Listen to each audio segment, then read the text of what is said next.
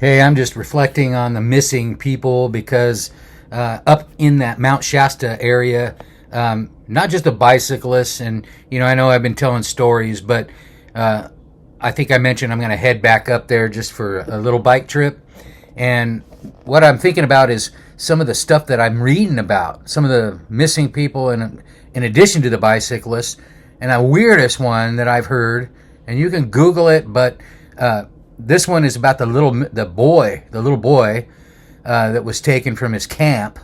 And the kids can think up weird and wacky stuff. The imagination runs wild, but some of the parallels with his story that he came back with, and you compare the two, and they're very similar. So I just wanted to talk more about that story.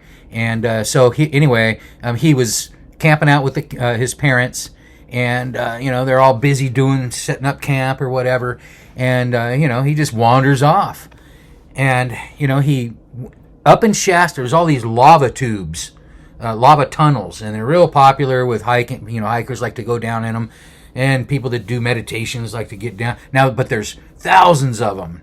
And the ones right in the area where he disappeared are right at the foot of Mount Shasta, and it's where I ride near Mud Creek, where Terry Knight disappeared, and it's Military Pass Road.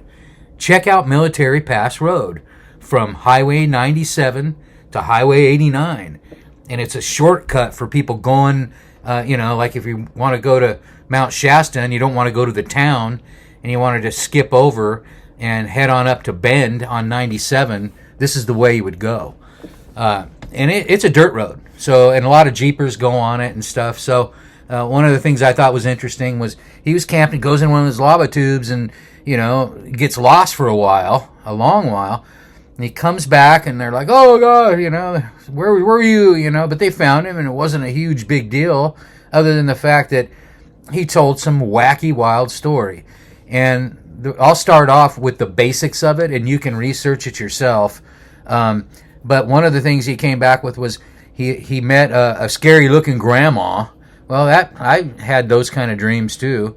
But what he described was some old rifles and some old backpacks and day packs and stuff, and apparently had been left behind by other people, that this woman, this grandma, funky, strange grandma, would take these people. And she told him the story about, I'm not going to take you, but usually I would take you back down to where I'm from. And these people came down there anyway. Yeah, right. It's always been a conspiracy with Mount Shasta, but you start comparing some of the stories of other people, and then the fact, look at Terry Knight, right? Terry Knight disappeared, and they found his helmet and his clothes.